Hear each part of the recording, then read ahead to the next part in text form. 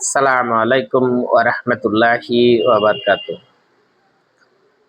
প্রকৃতি প্রত্যেকটা ব্যক্তির কৃতকর্মের ফল দিবেই। যে ভালো কাজ করবে সে ভালো ফল পাবে, যে খারাপ কাজ করবে সে খারাপ ফল পাবে। অনেকে তার কর্মের ফল অনুভব করতে পারে, অনুভব করে কেউ অনুতপ্ত হয়, কেউ সন্তুষ্ট হয়।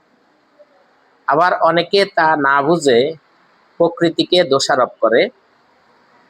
তাই আমরা সকলে ভালো কাজ করি এবং ভালো ফলের আশা করি, যাতে আমাদের ভবিষ্যৎ সুন্দর হয়। তাই প্রকৃতিকে দোষারোপ না করে আমাদের কর্মগুলো ভালো করার চেষ্টা করি।